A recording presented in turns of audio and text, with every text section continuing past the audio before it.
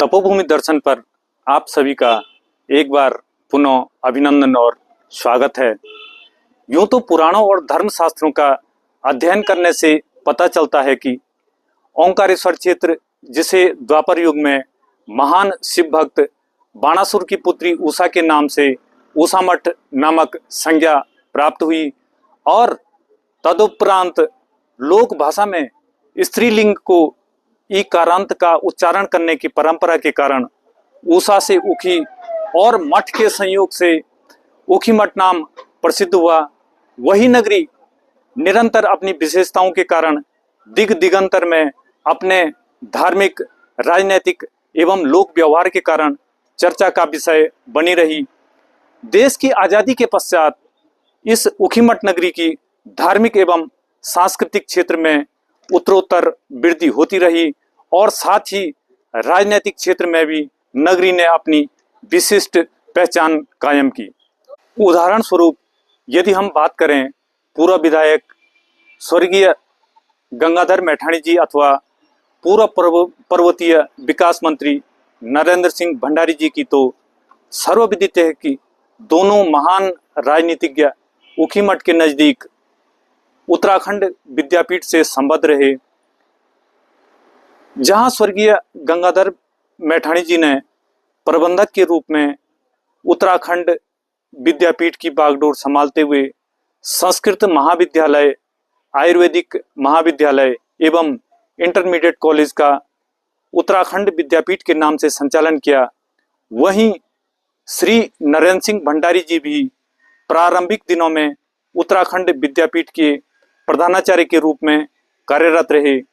कुछ समय बाद यदि राजनीतिक क्षेत्र की बात की जाए तो वर्ष 1977-78 में स्वर्गीय श्री प्रताप सिंह पुष्पाण जी ने राजनीतिक रथ की बागडोर संभाली और इस क्षेत्र का प्रतिनिधित्व किया और श्री ओंकारेश्वर जी की भूमि उखीमठ की माटी में पले बढ़े और भारत की राजनीति के क्षितिज पर अपनी चमक बिखेरने वाले प्रसिद्ध राजनीतिज्ञ हेमंती नंदन बहुगुणा जी भी इस भूमि के विद्यार्थी के रूप में अपनी बाल लीलाओं का कौतुक कर चुके हैं। वर्तमान में इस राजनीतिक यात्रा को आगे बढ़ाते हुए उखीमठ क्षेत्र की गौरवशाली परंपरा की ध्वजवाहक, नारी शक्ति का प्रतिनिधित्व करने वाली विधायक श्रीमती आशा नौटियाल जी दीर्घ अवधि से केदारनाथ क्षेत्र का प्रतिनिधित्व करती आ रही हैं और उखीमठ से ही संबंध रखती हैं।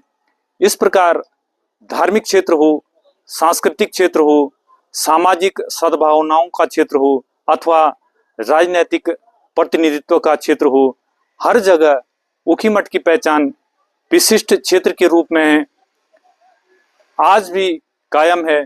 जहां तक नगर पंचायत चुनावों की बात की जाए तो हमारी अपेक्षा है कि जो भी प्रत्याशी चयनित होकर आए वह अपने पूर्ववर्ती राजनीतिज्ञों के पद चिन्हों का अनुसरण करते हुए सदैव उखीमठ की गरिमा, धार्मिक महत्व एवं राजनीतिक महत्व को ध्यान में रखते हुए अपने कार्यों का संपादन करेंगे और क्षेत्र की सामाजिक, आर्थिक और राजनीतिक अभिवृद्धि के लिए कार्य करते हुए क्षेत्र को निरंतर प्रगति पथ पर अग्रसर करने हेतु प्रयासरत रहेंगे। तो आइए अपने चैनल के माध्यम से हम आम जनता के विचारों को भी साझा करना चाहेंगे कि जनता इस बारे में क्या विचार रखती है। बहुत बहुत धन्यवाद। आप जन मुद्दों को लगातार जनमानस के बीच में ला रही हैं। उखीमठ की जो पावन धरती है यह देवनगरी के रूप में विश्वविख्यात है। यह धार्मिक, आध्यात्मिक, सांस्कृतिक बिंदु का केंद्र है और वर्तमान में जो अध्यक्ष की आप बात करें तो जो आदमी जन भावनाओं के अनुरूप कार्य करे वही अध्यक्ष पद पे आसीन हो। उखीमठ में सबसे बड़ी विडंबना पेयजल संकट की है, बंदरों का आतंक है। मैं नहीं कह सकता हूँ कि भाई 184 में जगत चराचर में वो बंदर भी जीवन यापन करने के लिए आए हैं। मैं नहीं कह सकता हूँ कि कोई भी अध्यक्ष बंदरों के आतंक से पूर्णतः छुटकारा दे सकता है, यह असंभव है।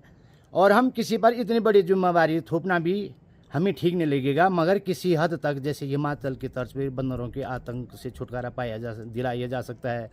और आवारा पशु देख रहे हैं कि आप टोटल फसलों को जो है विगत 3 सालों से बर्बाद कर दिया है। काश्तकारों के सन्मुख 2 जून की रोटी का संकट बना हुआ है।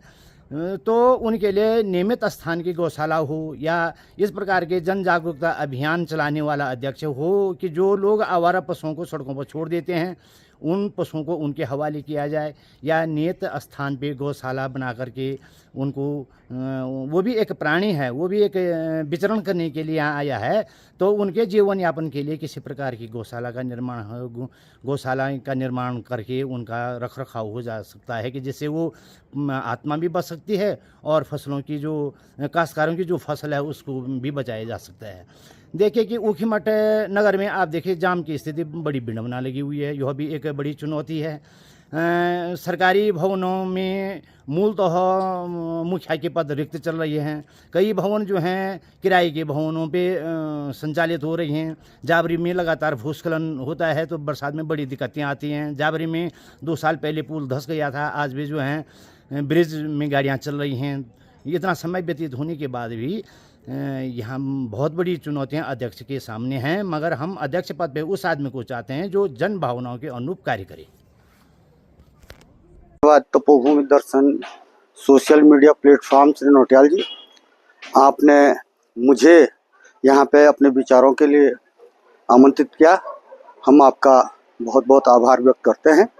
और विशेषकर आपने जो तपोभूमि ऊखीमठ को नाम दिया है वो केवल नाम तक नहीं सीमित है।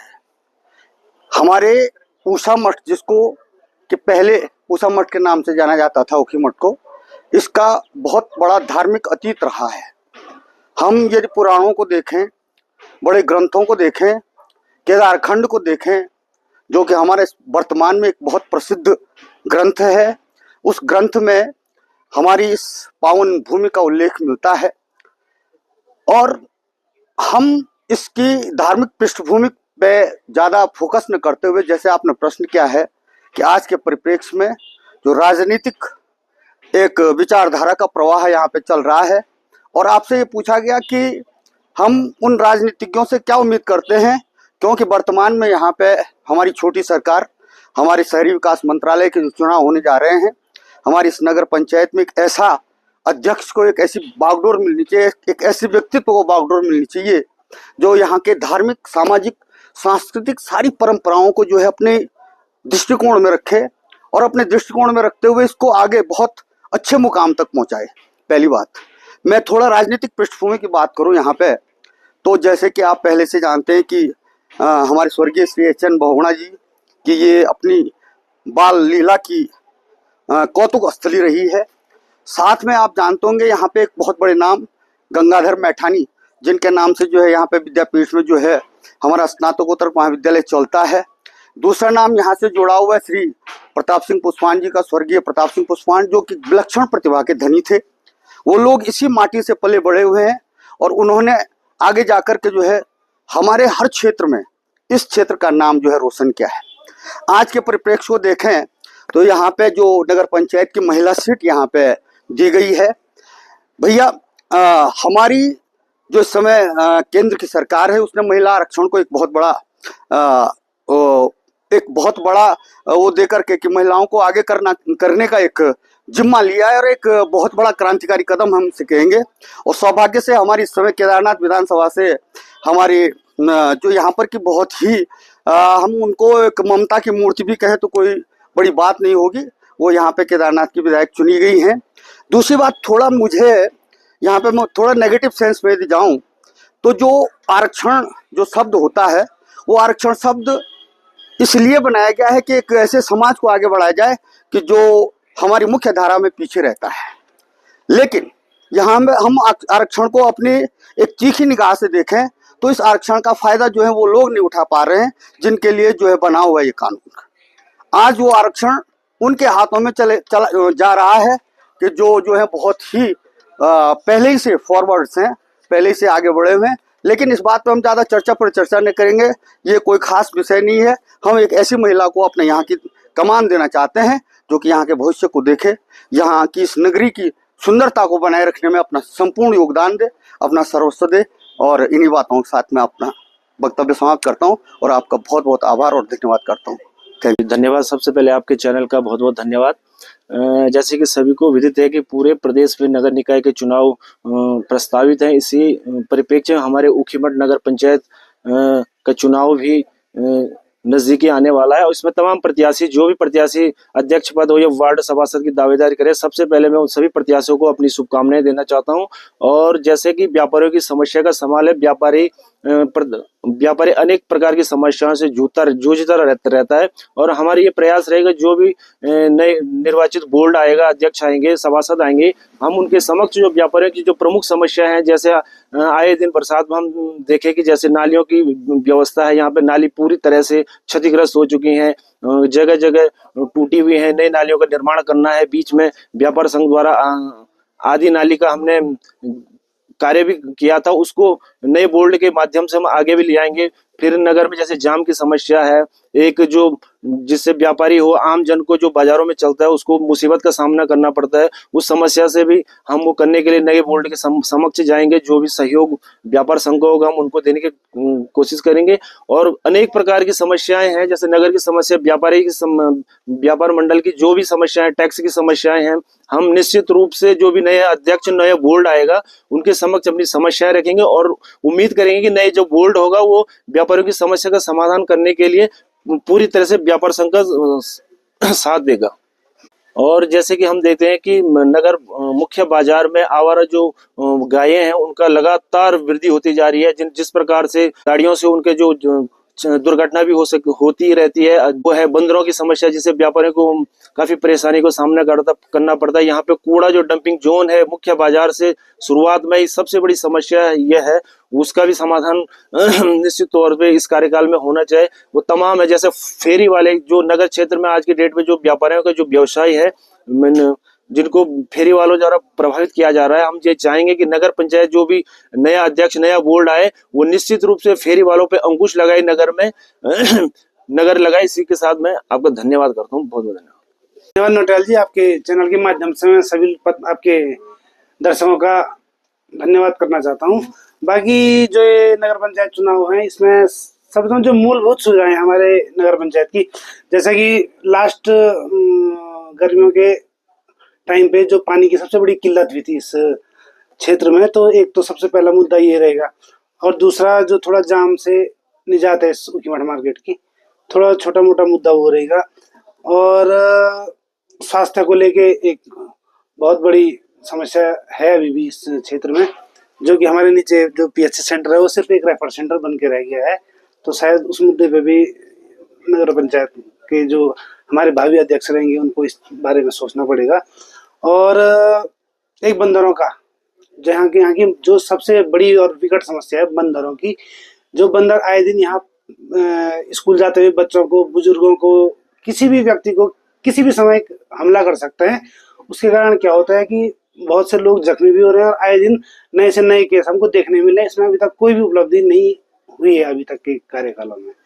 और आवारा पशु, जो आवारा पशु लगातार चल रहे हैं, हमने अपने स्तर से भी हम कुछ लोगों ने एक गौशाला का नीचे त्रिवेणी के साइड पे हमने वो किया है, वहाँ कुछ पशु, लेकिन जितने पशु हम चाहते हैं कि नगर पंचायत भी अपनी तरफ से उसको उस जो हमारा गौ धाम है उसके लिए कुछ करे और वहाँ यहाँ के आवारा पशुओं को ले जाके वहाँ की स्थिति को और अच्छा करे। जो व्यक्तिगत रूप से अपने नगर पंचायत की ओर से जितनी सहायता हो सके वो करे, इस चीज का विशेष ध्यान रखे जो हमारे आने वाले नगर पंचायत इलेक्शन में। चाहते हैं कि केदार घाटी तो एक पहले से संस्कृति और सभ्यता का एक केंद्र रहा हुआ है।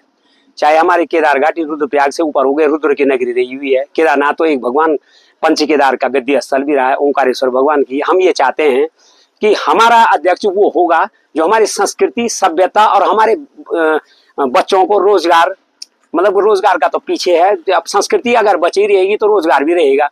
बाबा केदारनाथ की नगरी के हम रहने वाले हैं, पंच केदार गद्दी स्थल है, बाबा तुंगनाथ की नगरी है, ऊखीमठ ओंकारेश्वर की नगरी है, मानदाता की नगरी रही है ये, है ना, तपस्या रही है।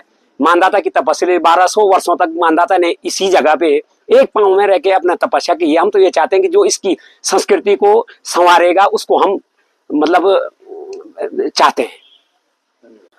भगवान श्री ओंकारेश्वर की इस भूमि से नगर पंचायत के होने वाले नवनिर्वाचित अध्यक्ष के लिए हम अपने तपोभूमि दर्शन चैनल के माध्यम से शुभकामनाएं प्रेषित करते हैं और भगवान केदारनाथ और बाबा मदमेश्वर से प्रार्थना करते हैं कि उनका जो कार्यकाल हो वो एक स्वर्णिम कार्यकाल हो। और इन्हीं शुभकामनाओं के साथ हमसे जुड़े रहिए और जिन लोगों ने अभी तक हमारा चैनल सब्सक्राइब नहीं किया है वो एक बार जरूर सब्सक्राइब करें और हमसे जुड़े रहिए। पुनः ऐसे ही कार्यक्रमों के माध्यम से आपसे पुनः मुलाकात होगी। तब तक जय महादेव, हर हर महादेव।